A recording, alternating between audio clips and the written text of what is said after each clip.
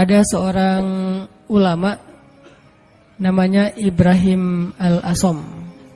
Kalau pernah dengar, beliau disebut Al-Asom itu karena emang beliau orang yang sangat terjaga. Ibrahim Al-Asom ini ulama miskin, pengen haji. Setiap ada orang yang berangkat haji, beliau kayak ngucapin selamat gitu, terus melepaskan. Pas pelepasan jamaah haji, beliau selalu baper, nangis sendiri di pojok rumah. Dilihat sama putrinya, duh, kayaknya ayah pengen banget haji nih, tapi gak cukup nafkah. Anaknya yang putri yang paling sulung nanya, "Pah, kenapa sih papa gak haji aja?" Kata Ibrahim Al-Asom, "Nak, kalau ayah haji, terus yang nafkahin kalian siapa? Biaya haji mungkin murah, tapi nafkahnya siapa? Sementara istrinya, keluarganya gak ada yang nafkahin selain suaminya ini, orang tua." Akhirnya anaknya bilang, "Allah yang menafkahi kami. Berangkatlah wahai ayah, serahkan kami kepada yang lebih baik daripada ayah, yaitu Allah." Terus anaknya nanya, ayah itu pemberi rezeki atau pemakan rezeki?" Ini anak luar biasa nih. Ayah itu pemberi rezeki atau pemakan rezeki? Ayahnya bilang, pemakan rezeki, sama seperti kamu dan yang lain. Ya kalau gitu serahkan kami kepada pemberi rezeki. Berangkat wahai ayah. Beneran. Ibu gimana? Udah ibu biar aku aja yang ngobrol sama ibu mah. Biarin ayah berangkat haji, nanti biar Allah yang jaga kita. Setelah dibujuk akhirnya setuju. Berangkat nih Ibrahim Al-Asom. Berangkat. Di tengah jalan berdoa, "Ya Allah, saya titipkan keluarga saya kepada Engkau. Engkau sebaik-baik yang menjaga, yang memelihara. Saya aja Engkau pelihara, apalagi keluarga saya." Akhirnya berangkat. Hari pertama nafkah yang disiapin sama ayah mereka masih cukup. Hari kedua, hari ketiga, hari keempat mulai kurang nih. Udah nggak cukup makanannya. Rotinya habis. Cuma ada air putih doang. Korma udah habis. Mulailah ibunya mengeluh. Ngeluh kepada anak yang perempuan. "Nih gara-gara kamu nih. Gara-gara kamu akhirnya ayah berangkat. Terus kita gimana? Nasib kita gimana?" Dan seterusnya ngeluh. Anaknya nanya lagi kepada ibunya, "Mah, ayah kita itu pemakan rezeki atau pemberi rezeki?" Kata mahnya, "Ya pemakan rezeki sama dengan kita, tapi kan tetap harus ikhtiar." Ya udah kalau gitu, pemakan rezeki telah pergi, sedangkan pemberi rezeki terus menjaga kita. Allah kan gak pergi, yang pergi itu yang makan rezeki. Allah gak pergi. Jadi tenang aja mah, sabar sedikit. Karena kalau Allah mau ngasih kejutan, Allah biasanya suka ngasih ujian dulu. Kenapa dikasih ujian? Supaya Allah ngelihat kita tuh pantas gak sih dapat kejutan dari Allah. Ini penting nih ya. Kalau Allah pengen ngasih kita surprise, Allah biasanya nguji dikit. Kenapa diuji? Karena Allah pengen lihat kita tuh pantas gak sih dapat surprise yang luar biasa dari Allah. Kalau kita bersabar, Allah kasih tuh kejutan yang luar biasa. Sabar mah, sabar. Gak lama kemudian lewatlah satu rombongan dari raja. Rombongan pangerannya lewat berburu kehabisan air. Akhirnya ada satu pengawal datang ke rumah Ibrahim Al-Asom, ngetuk pintu minta tolong diberikan air. "Assalamualaikum." "Waalaikumsalam. Saya rombongan pangeran, kita kekurangan air, boleh minta air dari sumur kalian?" Kata istrinya, "Boleh, silakan ambil aja sesukanya." Air berlimpah, akhirnya ngambil, dibawa ke pangeran. Sampai di rombongan pangeran ini mereka minum, airnya manis. Gak seperti air sumur yang lain, kayak dikasih gula gitu, manis banget airnya. Ini air kok manis? Akhirnya pangerannya heran, "Nih kamu dapat dari sumur mana sih kok airnya kok rasanya manis dan segar gitu?" Kayak es teh manis lah pokoknya ya. Airnya manis, segar, habis makan warung Padang kan es teh. Akhirnya mereka balik ke rumah itu, tanya, "Ini rumah siapa?" "Ini rumah Ibrahim Al-Asom." "Oh, Ibrahim Al-Asom selebgram itu gitu." Kan terkenal Ibrahim Al-Asom waktu itu jadi selebgram, semua orang tahu, tapi nggak tahu wajahnya, cuma tahu namanya, nama besar lah ya. "Oh, Ibrahim Al-Asom ulama besar itu ahli tasawuf." Ya, seperti yang orang-orang sering ngomong-ngomong. "Oh, kalau gitu kami merasa terhormat bisa minum air yang berkah dari rumahnya Ibrahim Al-Asom." "Wah, ibu kemana?" "Ibrahim Al-Asom lagi berangkat haji." "Apa yang kalian butuhkan?" "Allah yang mencukupkan segala kebutuhan kami." Kan harga diri ya, nggak mau mengemis. Akhirnya pangeran ini ngomong ke semua menteri, "Keluarkan semua barang-barang berharga kalian, serahkan kepada keluarga Ibrahim Al-Asom sebagai bentuk terima kasih karena udah nolong kita ngasih air." Akhirnya mereka ngasih emas segala macam berpeti-peti gitu, taruh di rumah Ibrahim Al-Asom dan mereka melanjutkan perjalanan. Setelah mereka pergi, anak perempuan ini bilang lagi, "Mah, ayah itu pemakan rezeki atau pemberi rezeki?" "Wah, pemakan rezeki." Allah yang semangat sekarang. Mamanya udah semakin yakin.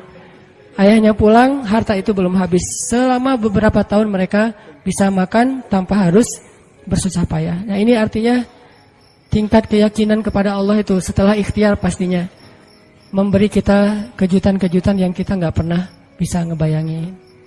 Nah dalam hidup kita kadang-kadang harus berani bertaruh karena Allah. Kan kita sering gambling karena manusia kan?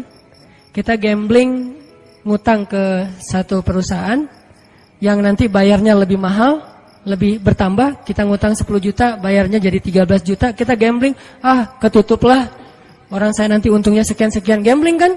Kenapa kita berani gambling kepada makhluk yang bahkan tidak ada niat baik untuk menolong kita? Tetapi kita tidak berani gambling kepada Allah yang bahkan berjanji pasti akan menolong kita selama kita di jalannya. Kenapa nggak berani gambling kepada Allah? Nikah tunggu mapan dulu. Kenapa nggak gambling aja? Nikah nanti Allah mapankan. Bukankah janji Allah gitu? Kalau mereka fakir, kalau mereka fukoro, kalau mereka nggak punya makan, Allah yang akan memberi makan. Kan beres. Jadi datang ke calon mertua, Pak, saya pengen melamar anak Bapak. Udah punya kerja apa? Belum, Pak. Terus gimana memberi makan anak saya? Allah yang memberikan makanan. Dan ngomongnya jangan ragu-ragu, yakin. Allah, Pak. Bapak mau saya sebutin hadis-hadisnya. Siapin aja buku hadisnya beberapa lembar. Silakan Bapak boleh dibaca-baca pas waktu senggang. Mungkin waktu itu nggak langsung diterima. Hidayah orang kan bertahap ya. Waktu itu minimal dia udah ngerti dulu.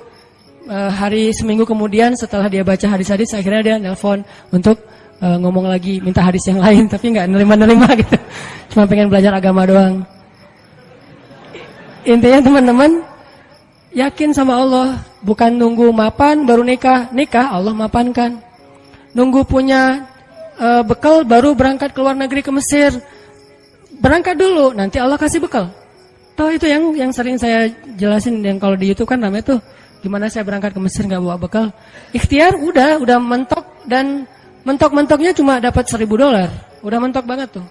Tabungan dikuras, kemudian ikut beberapa perlombaan supaya dapat hadiah. Memang waktu itu saya nggak ikhlas, pengen juara supaya dapat hadiah, dapat 500.000, dapat 1 juta. Wah bisa dikumpulin $1.000, habis bayar tiket sama travel, nggak ada uang sisa sama sekali, Rp1 juga nggak.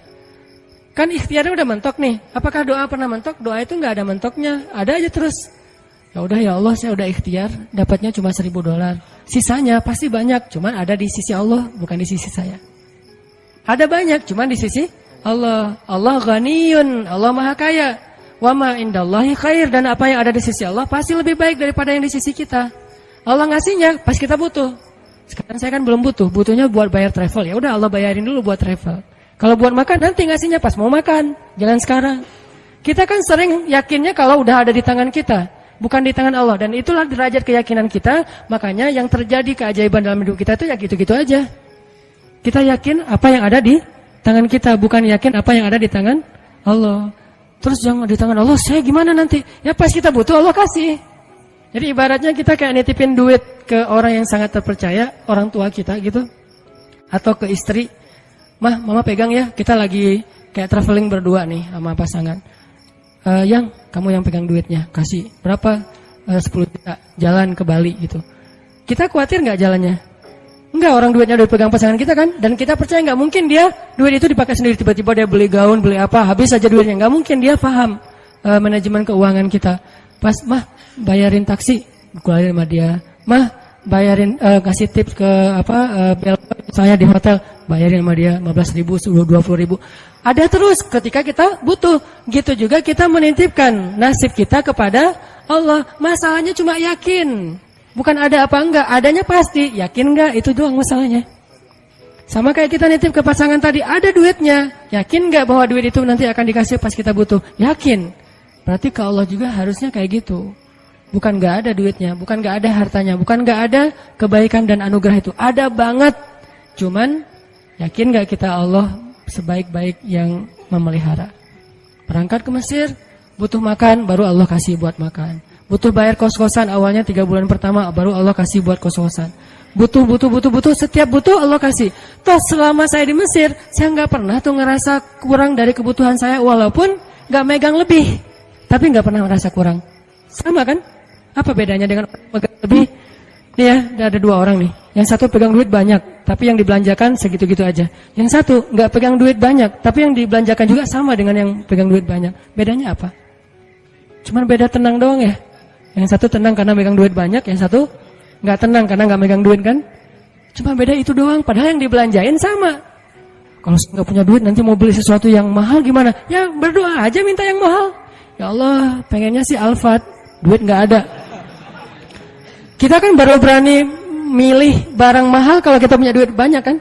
Kenapa nggak berdoa yang mahal walaupun kita nggak punya duit? Di situ belajar iman, belajar yakin sama Allah, belajar la ilaha illallah. Saya dulu pas mau beli rumah, memangnya saya punya duit? Yang saya juga cerita tuh, duitnya berapa? Cuma 30 juta. Rumah yang dicari 300 juta. Rumah yang didapat 700 juta. Coba gimana tuh? Logikanya nggak masuk. Tapi yakin aja sama Allah, jalan aja tuh, jalan-jalan. Azan asar. Allahu Akbar, Allahu Akbar. Allah Maha Besar. Masuk ke masjid, sholat. Gak kepikiran juga habis sholat dapat rumah. Kalau kepikiran mungkin gak dapat kan? Kepikirannya, Allah yang panggil. Nih bos manggil nih. Gak boleh ditunda-tunda kan? Bos yang manggil, datang. Sholat, habis sholat ketemu jemaah. Ustadz lagi ngapain? Enggak, lagi jalan-jalan. Senyum-senyum malu gitu. Jalan-jalan kok jauh-jauh ke sini, daerah Cimahi pelosok gitu. Enggak, lagi nyari rumah pak. Wah, kebetulan Ustadz saya juga lagi jual rumah 700 juta, ada yang minta saya enggak lepas. Senyum aja. 700 enggak dilepas, apalagi 300. Enggak pak, saya nyari-nyari yang kecil-kecil aja, yang 2 kamar buat saya sama anak. Oh, udah Ustadz lihat aja dulu, siapa tahu berubah pikiran. Enggak apa-apa, makasih gitu.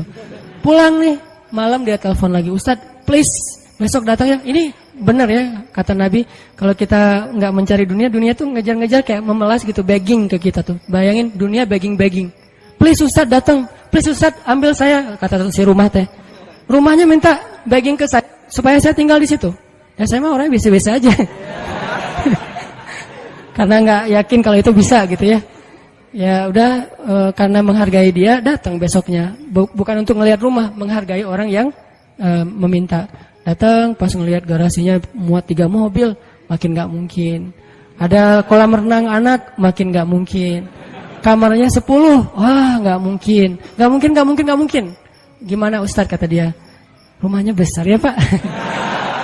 Gitu doang basa-basi. Gimana Ustadz tertarik?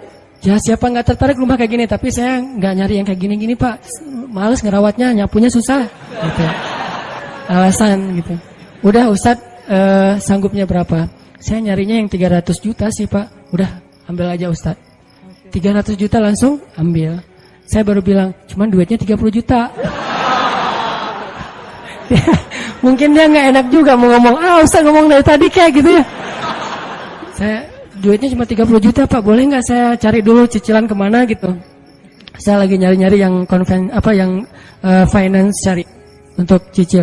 Udah Ustadz gak usah gitu-gitu, ribet. Udah nyicil ke saya aja kalau Ustadz ada duit. Berapa lama nih? Ya terserah Ustadz. Mau setahun, 2 tahun, 10 tahun, terserah Ustadz deh. Alhamdulillah sampai setahun lunas. Allah kasih rezeki. Yang tadinya kita tuh gak punya rezeki sebanyak itu untuk bisa ngelunasin hutang besar. Tapi begitu Allah kasih kesempatan, bukan sengaja mau berhutang, Allah mudahkan, ya udah. Akhirnya ada aja jalan. Saya usaha awalnya jual beli pulsa gitu kan, ada 60 cabang pulsa dulu di Bandung, belum ada Indomaret, Alfamart. Terus mulai naik lagi jual beli mobil bekas, mulai naik lagi main di properti sedikit-sedikit, nggak banyak, nggak gede sih.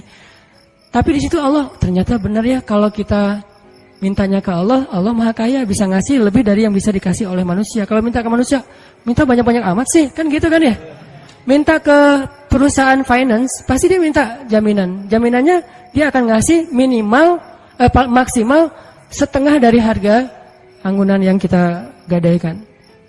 Itu artinya kita selama ini belum bisa tenang, belum bisa tumakninah kalau belum ngelihat materi itu di kantong kita, di saldo kita. Seolah-olah kalau itu di tangan Allah nggak ada. Itu masalah kita. Masalah kita di situ teman-teman. Seolah-olah kalau masih di tangan Allah itu belum ada.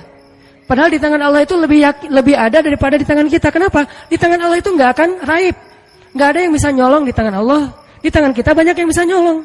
Di tangan Allah itu nggak mungkin diambil orang, dicopet, dijambret, nggak mungkin. Di tangan kita gampang banget dijambret. Di tangan Allah nggak mungkin salah ngitung, di tangan kita gampang salah ngitung. Di tangan Allah nggak mungkin mubazir, sia-sia, salah penggunaan. Di tangan kita mungkin banget salah digunain. Akhirnya mubazir, sia-sia. Artinya apa yang di tangan Allah khair. Wa ma indallahi khair, benar-benar lebih baik. Cuman Allah kenapa nggak nunjukin fisiknya? Karena Allah nggak pengen kita melihat itu dengan mata kita. Allah pengen kita melihat itu dengan hati dan iman kita. Jadi yang bisa mendapatkan apa yang di tangan Allah itu hanya orang yang bisa melihatnya dengan iman dan hatinya, bukan dengan matanya. Kalau kita cuma ngandelin mata terus menerus, berarti yang kita akan alami dalam hidup itu hanya yang terlihat saja. Yang tadi saya bilang logis dan ilmiah, dan itu nggak ajaib.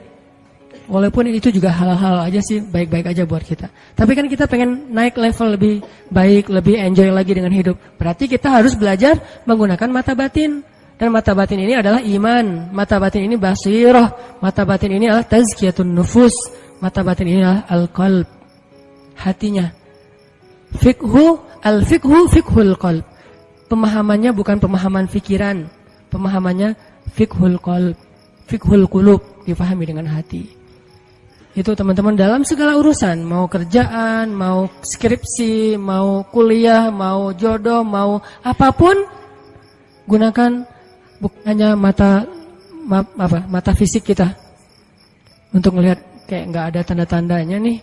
Mungkin di sini nggak kelihatan, tapi di sini Allah yang mendatangkan. Tiba-tiba ada keajaiban terjadi dalam kehidupan kita. Dan saya sering ngalamin yang kayak gitu-gitu tuh sering banget. Termasuk ketika dapat musibah. Kalau kita tahu bahwa kalau kita dapat musibah dan kita ridho, bukan ikhlas ya. Kalau ikhlas kan ibadah. Kalau musibah namanya ridho. Walaupun orang Indonesia suka bilang yang ikhlas ya, bukan yang ikhlas, jangan ridho ya gitu. Kalau kita ridho dengan satu musibah lalu kita serahin sama Allah, Allah tuh gantiin yang lebih banyak loh. Masalahnya kita nggak yakin. Dapat musibah langsung panik, langsung putus asa. Harusnya pas dapat musibah tetap kita ikhtiar untuk menyelesaikan masalah kita, mencari jalan keluar, mengambil kembali hak kita. Tapi itu jangan sampai mengalahkan porsi kita meminta kepada Allah gantinya yang lebih baik. Begitu dapat musibah, ini bukan cuma antara kita dengan orang, tapi antara kita dengan Allah. Ya udah, kalau lo curang sama gua, ya Allah beri saya yang lebih baik daripada yang sudah hilang dari saya. Allahumma ajurni fi musibati wa khlufli khairam minha. Langsung Allah ganti. Dan itu janji Rasul. Mana pernah Rasulullah berdusta? Tidaklah orang berdoa dengan doa itu ketika musibah, kecuali Allah akan memberikan gantinya yang lebih baik untuk dia. Tapi kita harus benar-benar yakin dan bijaksana. Maksud bijaksana di sini, jangan mendikte Allah harus seperti yang kita pengenin. Kadang Allah ngasih yang lebih baik, nggak mungkin yang lebih kurang. Minimal sama atau lebih baik, nggak mungkin kurang dari itu. Doa, saya pernah mobil saya diserempet orang, terus orangnya pergi. Saya ini ternyata untuk benerin mobil yang keserempet itu 1,5 juta. Langsung doa waktu itu juga. Pas lagi kena musibah jangan tunggu marah dulu beberapa hari baru doa. Saat itu juga. Allahumma ajurni fi musibati wa akhlif li khairan minha. Orangnya udah enggak ketahuan di mana, enggak bisa ngejar lagi. Tapi saya udah rugi 1,5 juta. Gimana nih ya Allah, beri saya ganti yang lebih baik. Seminggu kemudian Allah ganti 15 juta. Benar kan 10 kali lipat? 15 juta. Dan itu bukan sedekah, bukan pemberian orang yang kasihan. Allah kasih jalan mungkin lewat usaha apa, lewat penghasilan apa, lewat untung dari mana. Yang jelas halal. Dan itu 15 juta, 10 kali lipat. HP saya jatuh. HP waktu itu harga yang punya pertama harga 2 juta. Ada qiyamul lail di masjid markasnya Pemuda Hijrah. Saya bangun jam 2, acaranya jam 2. Jadi udah telat kan. Bangun langsung panik gitu. Orang-orang pada nunggu. Miss call udah 15 gitu, banyak banget. Ustaz kemana aja? Akhirnya panik, wudu. Karena panik pakai baju segala macam, HP jatuh dan kacanya langsung pecah dan gak bisa dipakai. Saat itu juga saya doa, ya Allah beri saya ganti yang lebih baik darinya. Berangkat ke masjid. Paginya Allah ganti dengan Note 5 yang waktu itu harganya 10 juta. Gimana caranya? Allah punya banyak cara, ada aja. Tiba-tiba ada usaha ini yang mungkin untung sedikit, dari sini ada apa, ada yang hadiah atau ada apa. Banyak banget subulana, jalan-jalan kami. Tinggal minta aja sama Allah. Sehingga kalau kita yakin dengan ini, begitu diputusin, kita adik kakak aja ya, nggak apa-apa. Langsung nih. Kan dalam kondisi kayak gitu kayaknya kita lagi ngejos banget ya imannya. Doanya lagi khusyuk banget tuh. Sholat aja nangis-nangis kan. Padahal imam tuh belum baca ayat, kita udah nangis. Allahu Akbar. Takbirnya aja khusyuk, coba subhanallah itu. Kalau lagi diputusin emang gitu banget sih sholatnya. Pernah gak sih ngerasain? Gak pernah ya.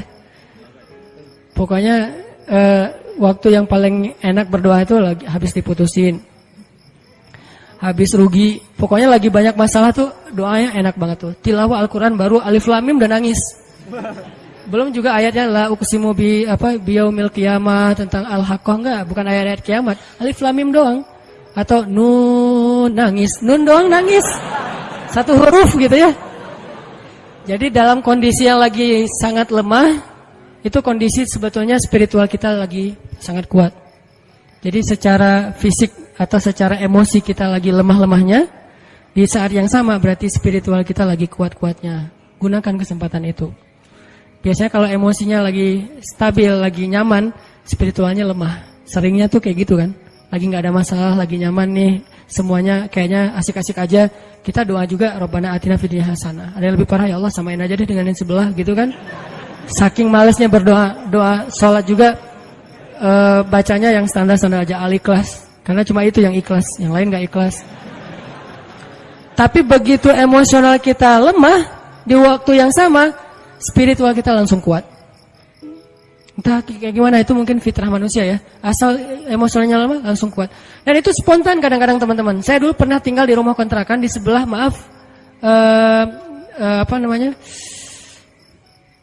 lokalisasi. Jadi di sebelah rumah saya itu ada kayak asrama kayak gituan, kupu-kupu senja. Saya persis di sebelah rumahnya di Bandung tuh. Namanya Jalan Saninten. Kan ada Saritem, ada beberapa kan. Nih ada Saninten juga. Saya tinggal di sebelahnya. Kalau malam pokoknya kita sering dengar banyak hal-hal aneh aja di sebelah. Kalau saya mau ke masjid, saya sengaja ke masjid itu pakai jubah, pakai sorban, gitu ya. Terus janggut digini-giniin, padahal nggak panjang, tapi digini-giniin. Jalan depan cewek-cewek itu sore kan orang mereka udah pada duduk, udah selesai dandan, udah wangi kan, duduk depan gang tuh. Saya jalan, Assalamualaikum, Waalaikumsalam. Lewat. Kadang-kadang kalau malam mereka nggak kenal saya lagi lewat pakai motor gitu, langsung disamperin, om gini. Saya tinggal di situ. Oh ya maaf om, saya balik panggilin. Suka dipanggil-panggil gitu. Orang saya tinggalnya di situ. Pas anak udah agak gede, saya khawatir anak jadi nggak sehat dengan lingkungan itu, baru pindah. Tadi mau cerita apa ya? Hah? Oh ya, spontan ya. Nah, yang punya tempat itu pastinya nggak pernah sholat, dan memang preman juga sih, badannya gede. Kalau dengan saya mungkin 4 kali saya lah, gede banget pokoknya, gede banget orangnya, tinggi besar, dan nggak ada yang berani sama dia. Ada gempa waktu itu di Bandung, siang-siang gempa, dia lagi tidur di atas, biasa tidur pagi gitu, jam 10 pagi tidur. Pas gempa dia langsung loncat ke bawah, Allahu Akbar, Allahu Akbar. Saya kira ada demo apa gitu, dia takbir sendiri, Allahu Akbar, takbir. Coba bayangin, berarti kan spontanitas fitrah manusia itu ketika emosionalnya terganggu, spiritualnya naik kan. Dan itu kesempatan kita untuk kembali ke Allah banget tuh. Karena untuk dapetin spiritual yang sengejos itu, kalau normal susah, kita harus benar-benar ikhtiar. Tapi kalau lagi emosional kita drop, di sisi yang lain, sisi baiknya Allah langsung naikin spiritual kita. Tapi kalau kita abaikan, dua-duanya drop, habis kita. Jangan abaikan. Dia langsung takbir, Allahu Akbar, Allahu Akbar. Saya gempa, keluar semuanya dari rumah, takut runtuh. Pas udah beres gempa, ketawa-ketawa lagi gitu pada ngobrol. Itu terjadi. Dan keluarga saya juga ada yang kejadian pas tsunami dulu di Aceh, kan saya dari Aceh. Tsunami di Aceh itu ada keluarga saya. Dia nggak sholat subuh. Pagi itu hari Ahad kan, tanggal 26 Desember 2014. 2014 mah diputusin sih. Enggak lah, udah lama. 2004 gitu ya. Nah, hari itu ada salah satu keluarga saya, dia nggak sholat subuh. Biasa, bukan waktu itu doang nggak sholat subuh. Biasa dia nggak sholat subuh. Gempanya kalau nggak salah jam 9 apa jam 8, sejam kemudian tsunami.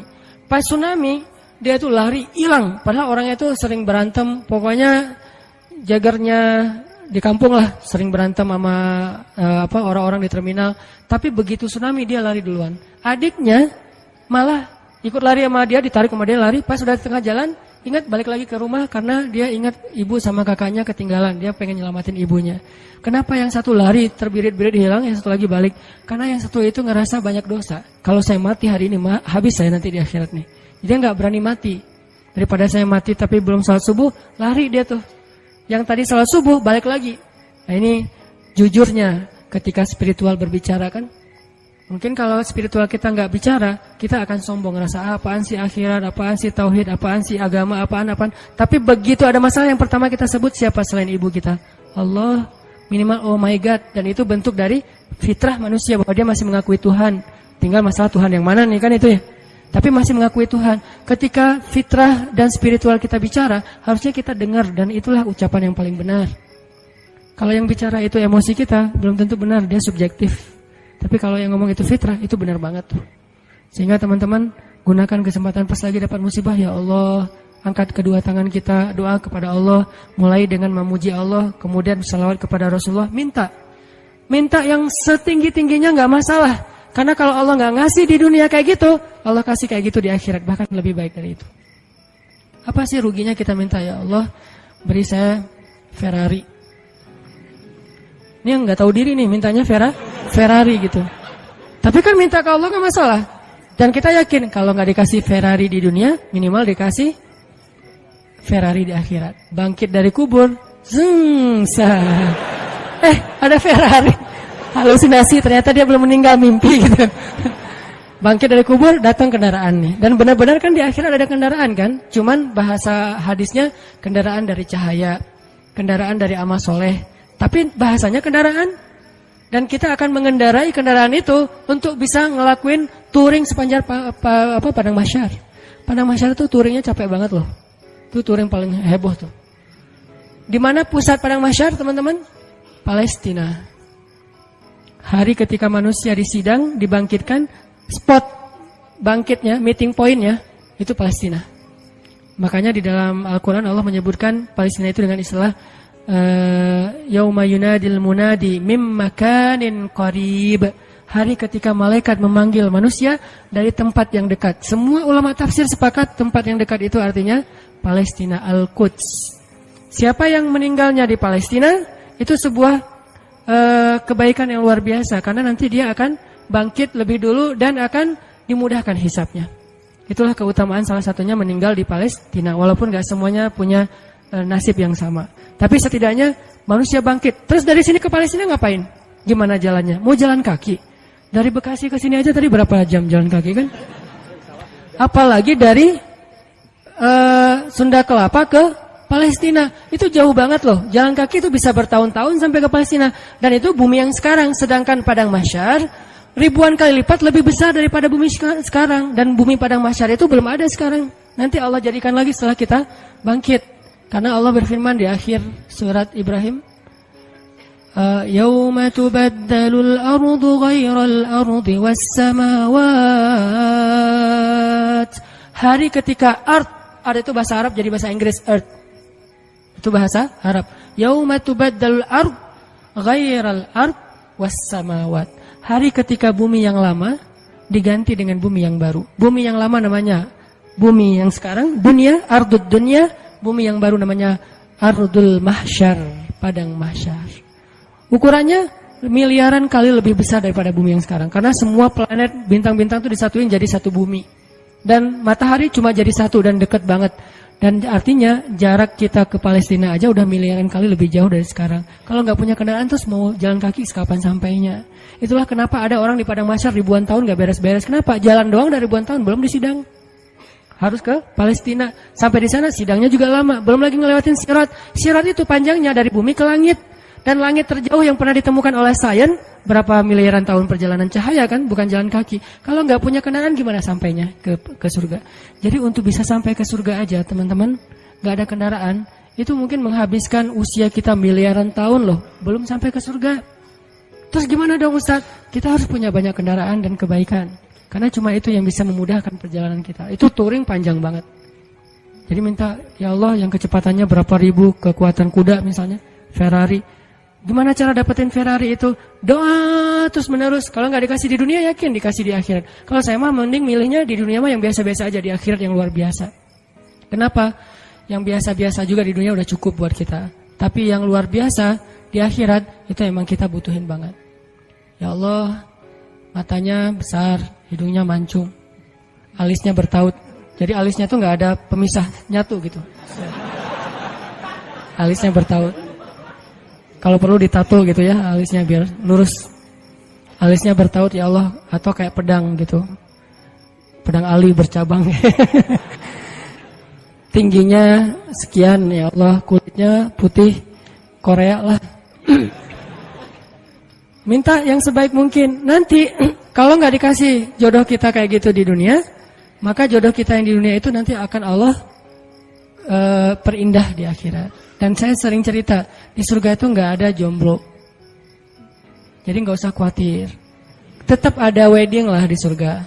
Dan WO-nya itu para malaikat banget. Malaikat yang nyiapin segala macam. Kita dirias sama malaikat. Nang sini nang, dirias sama malaikat. Malaikatnya tuh yang bagian rias yang keren-keren gitu. Dirias, udah secantik-cantiknya. Rambutnya nggak kusut lagi selama-lamanya, nggak ada cerita, aduh keringetan ya, aduh AC-nya mati ya, ternyata ini apa segala macam, nggak ada tuh di surga. Selalu bahagia. Baitun, rumah yang tidak ada teriakan dan tidak ada keluhan itu cuma ada di surga. Di rumah tangga di dunia tetap ada. Gimana pun soleh keluarga Nabi, Aisyah kadang-kadang mengeluh manusiawi, tapi di surga nggak ada. Nikah di surga. Siapa yang jadi walinya?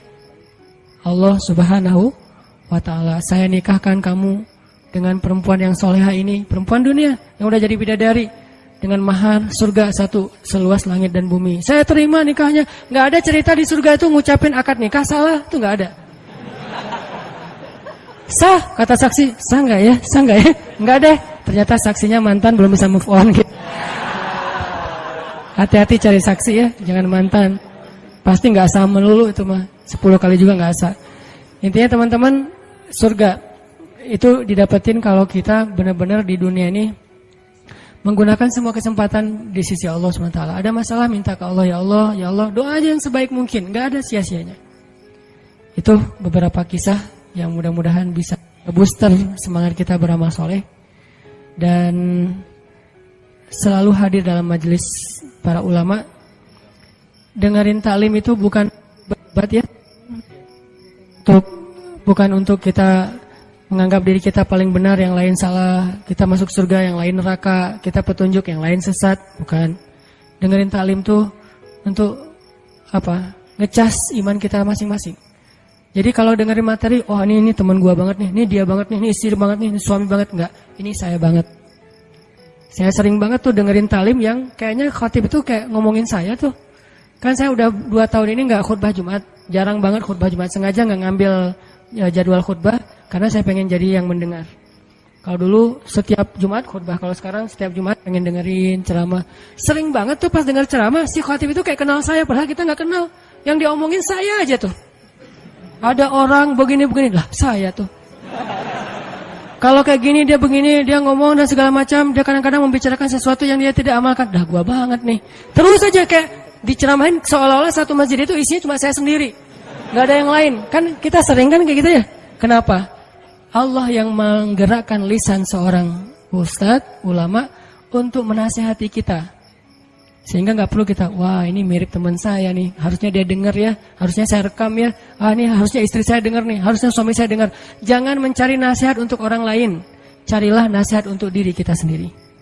Kalau kita lagi ada masalah sama pasangan, nanti kalau udah ada pasangan maksudnya, kalau kita punya masalah sama pasangan ya, jangan pernah googling hadis-hadis pasangan. Suami googling istri-istri yang soleh hadis, search. Jangan.